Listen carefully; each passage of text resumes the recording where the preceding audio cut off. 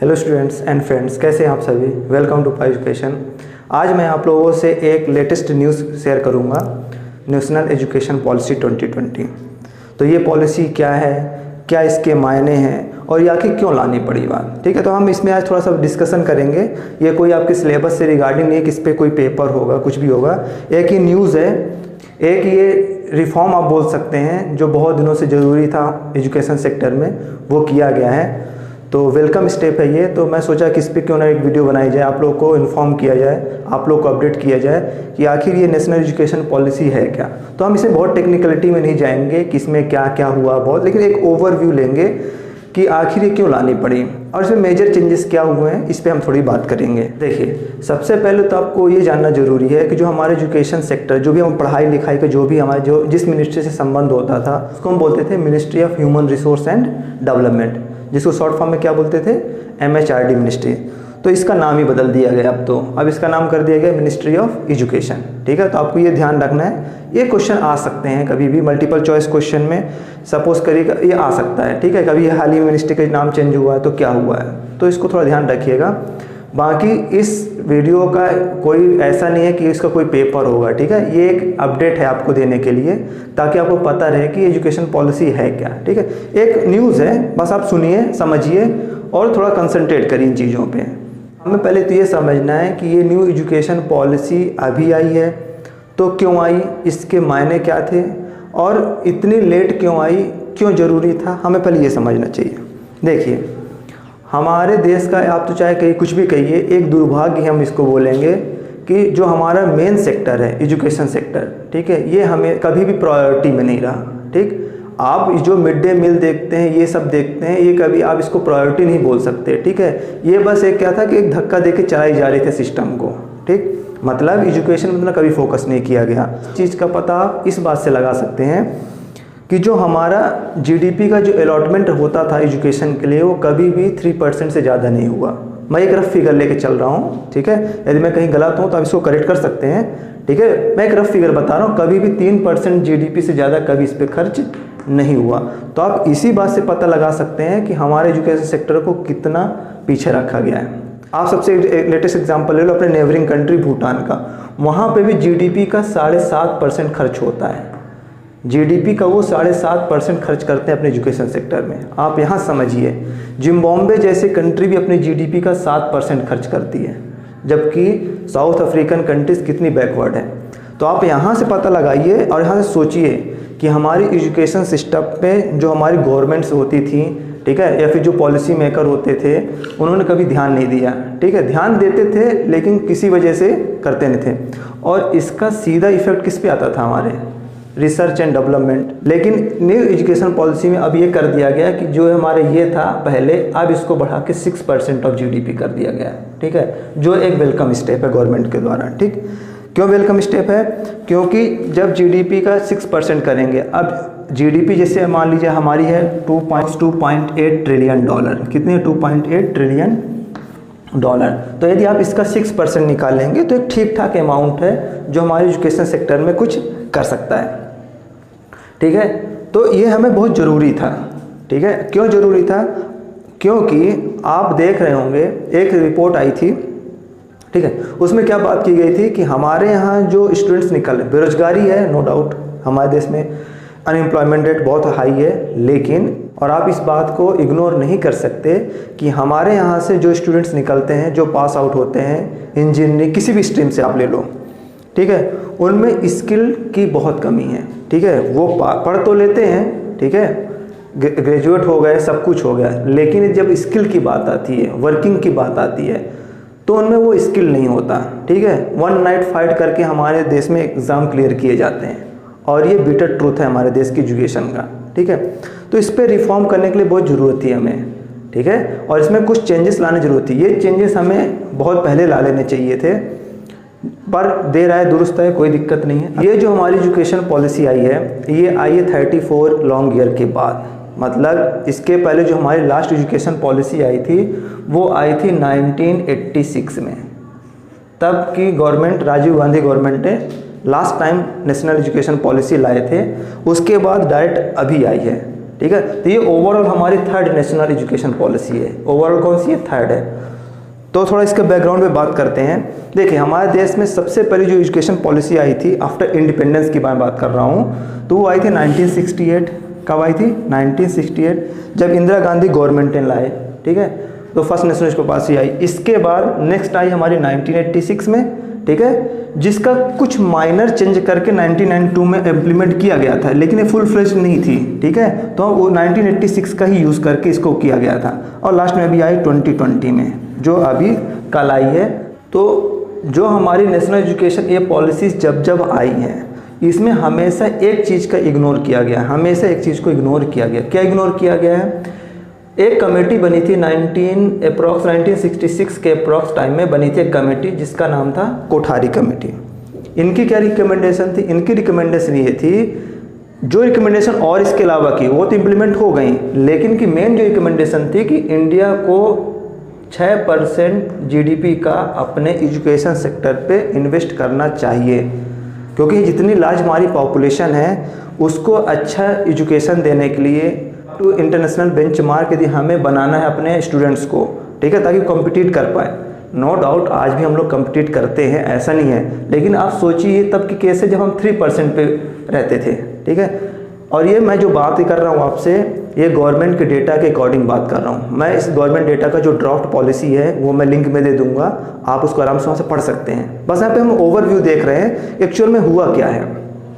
तो जो रिकमेंडेशन आया था, उन्होंने दिया था 6% इंडिया को अपने जीडीपी का एजुकेशन में खर्च करना चाहिए, लेकिन इंडिया ने कभी भी 6% अपने जीडीपी का खर्च नहीं किया। अब इसके बहुत सारे कारण हैं, ठीक है, हम उस पर नहीं जाएंगे, लेकिन कभी नहीं किया वो। अब जाकर 2020 में, तो सोचिए 1966 में, 1966 में रिकमेंडेशन दे दी गई थी, ठीक है। मतलब कितना पुराना रिकमेंडेशन था जो आज जाकर 2020 में इम्प्लीमेंट किया जा रहा है। तो आप समझ सकते हैं कि हमारे देश की पॉलिसी कहाँ पे जा रही है, ठीक है। कहने का मतलब ये है कि हम एजुकेशन सेक्टर में नो डाउट बहुत पीछे हैं, ठीक है। आप ऐसे समझ सकते हैं कि जो नोबेल प्राइज़ होता है हमारे देश में गिने चुने लोगों को ही मिला हुआ है, ठीक। क्यों हमेशा यूरोपियन कंट्रीज़ वालों को ही मिलता है? हाँ, क्यों एशियन कंट्रीज़ में बहुत कम मिलता है? इसलिए तो इंडिया क्यों कम मिलते हैं? कारण है एजुकेशन।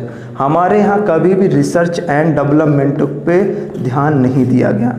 ये एक बिटर ट्रूथ है, आप माने या ना माने। बात करने के लिए आप कुछ भी बात कर सकते हैं, ठीक है, आप फेसबुक में कुछ भी ज्ञान दे सकते हैं, ठीक, लेकिन सच्चाई ये है कि हमारे यहाँ रिसर्च एंड डेवलपमेंट नाम पे कुछ नहीं होता। यदि हो रहा होता तो आप भी लेटेस्ट एग्जांपल ले सकते हैं, जितनी भी टेक्नोलॉजी, नई नई टेक्नोलॉजी चाइना बहुत जल्दी अडॉप्ट कर लेता है, ठीक है, बहुत जल्दी चीज़ों को एक्सचेंज कर लेता है। तो वो क्यों कर ले? जब 1980 तक की बात करें तो इंडिया और चाइना एक ही पेज पे थे। मतलब ना, चाइना बहुत आगे नहीं था, लेकिन वो आगे क्यों हो गया? क्योंकि उन्होंने इस सब चीज़ों पे डेवलपमेंट किया।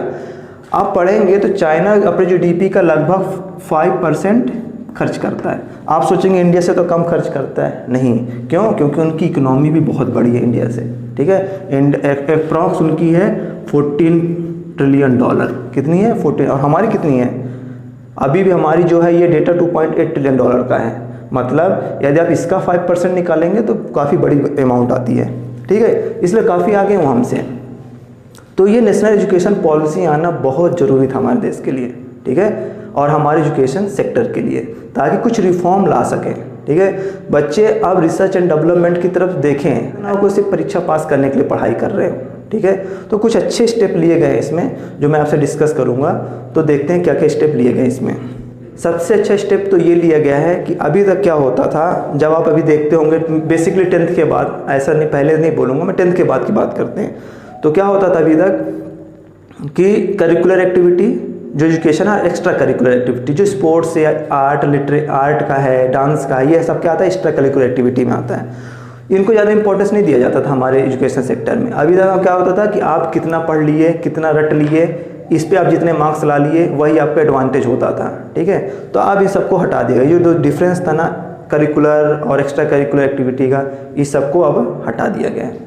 मतलब आप यदि स्पोर्ट्स में हैं, अच्छा खेलते हैं, आप अच्छा डांस करते हैं, अच्छी सिंगिंग करते हैं, ठीक, कुछ भी आप अच्छा एक्स्ट्रा करिकुलर में अच्छा करते हैं, वो भी आपके एकेडमिक में काउंट होगा। तो ये बहुत अच्छे स्टेप है, ये होना चाहिए। दूसरी बात क्या थे, अभी तक क्या होता था, जो हमारा सिलेबस होता था, ठीक है, सीबीएसई का अलग सिलेबस, स्पोर्ट्स का अलग सिलेबस, ठीक है ना, अभी कोई एक बॉडी ऐसी नहीं थी जो इनका सिलेबस डिसाइड करे, तो अभी डिसाइड कर दिया गया कि जो भी हमारा सिलेबस होगा अब वो सिर्फ एक बॉडी NCERT डिसाइड करेगी। कौन डिसाइड करेगी? NCERT। सो दैट क्या आ पाए, यूनिफॉर्मिटी आ पाए सिलेबस में हमारे, सब एक जैसा सिलेबस पढ़ेंगे। तो ये भी एक बहुत अच्छा स्टेप है।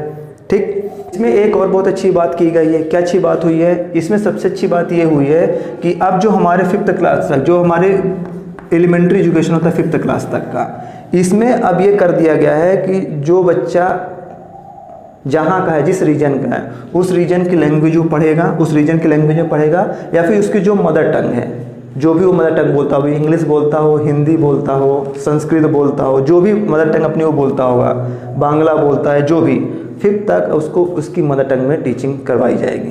तो ये भी एक बहुत अच्छी स्टेप है। बच्चे इससे क्या होंगे, अपनी जो मदर टंग है, जो अपनी रीजनल लैंग्वेज है, उसकी इंपॉर्टेंस भी बढ़ेगी और उसका जानकारी भी उनको होगी। और क्या हुआ इसमें, और इसमें एक चीज़ ये भी हुआ है, अभी तक क्या होता था, अभी जो पुराना जो करिकुलम था हमारा, जो पुराना सिलेबस होता था, उनमें क्या होता था कि रियलिटी यही है कि प्रायोरिटी बेस, मतलब सबकी अलग अलग प्रायोरिटी होती थी। मतलब कैसे, जैसे यदि आप मैथ्स के हैं अलग प्रायोरिटी, साइंस के हैं अलग प्रायोरिटी, कॉमर्स के हैं अलग प्रायोरिटी, ठीक है, आर्ट के हैं अलग प्रायोरिटी, ह्यूमैनिटेरियन के हैं अलग प्रायोरिटी। तो अब ये सब इनका जो बीच का डिफरेंस है ना, इसको भी एलिमिनेट कर दिया गया है। अब जितने भी स्ट्रीम्स हैं, मैथ्स हो, साइंस हो, आर्ट हो, कुछ भी हो, सबको इक्वल वेटेज मिलेगा। सबको इक्वल वेटेज मिलेगा। तो ये भी एक बहुत अच्छा चेंज है कि सब बराबर, अब ऐसा नहीं होगा डिस्क्रिमिनेशन होगा, सभी इक्वल वैल्यू समझ के अब कोई भी सब्जेक्ट आराम से चूज़ कर सकते हैं। तो ये ख़त्म कर दिया गया, ये बहुत अच्छा किया गया है। अब क्लास 6 के बाद ही, जो क्लास 6 है ना, क्लास 6 के बाद ही अब आपका इंटर्नशिप करवाया जाए, शुरू कर दिया जाएगा। मतलब आप क्लास 6 के बाद ही इंटर्नशिप शुरू कर देंगे अब। तो ये भी एक अच्छा स्टेप लिया गया है। मतलब इससे क्या होगा, एक डेवलपमेंट होगा, ठीक है ना, आप चीज़ों को समझेंगे। तो ये भी बहुत अच्छी चीज़ हुई है। एक जो मेजर चेंज हुआ है वो क्या हुआ है, पहले जो पैटर्न हम लोग फॉलो करते थे वो हम फॉलो करते थे 10+2 का पैटर्न। क्या था पहले, इसको समझते। 10+2 पैटर्न क्या था, जो क्लास 1 से लेके 10 तक की क्लास है, ये किस एज ग्रुप में आते थे, 6 से लेके 16 एज ग्रुप तक, ठीक है, यानी ये 10 होता था, ठीक। और फिर नेक्स्ट क्या होता था हमारा 11th और 12th, इसमें 16 to 18 एज ग्रुप के आते थे, ठीक है, ये 2 होता था। मतलब 10+2 ये पैटर्न हम फॉलो करते थे पहले। अब जो नया पैटर्न फॉलो किया जाएगा वो फॉलो किया जाएगा 5+3+3+4। क्या ये पैटर्न है, अब हमारा 5 साल का फाउंडेशन कोर्स होगा। क्या होगा, 5 साल का फाउंडेशन कोर्स होगा, 3 साल का प्रिपरेटरी कोर्स होगा, ठीक, 3 साल का हमारा मिडिल कोर्स होगा, और जो लास्ट 4 साल का हमारा क्या होगा, सेकेंडरी एजुकेशन होगा। तो ये हमारा नया सिस्टम आया है, ठीक है। जो पहले 10+2 था, इसको कन्वर्ट करके इस पे कर दिया गया है। मतलब 5+3+3+4 सिस्टम पे कन्वर्ट हो गया, ठीक है। तो ये भी काफ़ी अच्छा है, इससे बच्चों को क्या होगा, काफ़ी कुछ सीखने को मिलेगा। एक अच्छा कदम ये भी लिया गया है। पहले क्या होता था, सपोज करिए आपकी थिंकिंग स्किल काफ़ी अच्छी है, ठीक, और एक बच्चा है जो रट बहुत अच्छा लेता है, तो रटने वाला बच्चा काफ़ी अच्छे मार्क्स गेन कर लेता था, ठीक है। मतलब रटने को प्रायोरिटी दी जाती थी, मतलब आप जितना रट पाएँ उतने अच्छे मार्क्स हो। अब ये सब चीज़ों को बैलेंस कर दिया गया है। मतलब अब स्किल और थिंकिंग बेस पे भी क्वेश्चन होंगे, ठीक है। यानी अब सिर्फ रटने से काम नहीं चलेगा, आप चीज़ों को कितना समझ पाते हैं, कितना उसको गेन कर पाते हैं, कितना उसको इम्प्लीमेंट कर पाते हैं, अब इस चीज़ पे भी बात की जाएगी, ठीक है। तो ये भी एक बहुत अच्छा स्टेप है। मतलब आप कितना सोच पा रहे हैं, इस पर भी क्वेश्चन होंगे, तो काफ़ी अच्छी चीज़ है। और क्या होता था, बोर्ड का डायल्यूशन कर दिया गया है। अब साल में 2 बार एग्ज़ाम हुआ करेंगे, ठीक है। तो ये काफ़ी अच्छी चीज़ हो गई है। और स्किल्ड बेस्ड क्वेश्चन होंगे, स्किल्ड बेस पे ही आपको जज किया जाएगा, ऐसा नहीं कि आप रट के चीज़ों को पास कर लें।